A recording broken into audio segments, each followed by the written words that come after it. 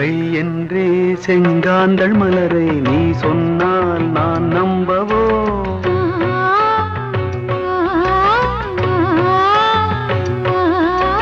கால் என்றே செவ்வாழை இணைகளை நீ சொன்னால் நான் நம்பிவிடவோ?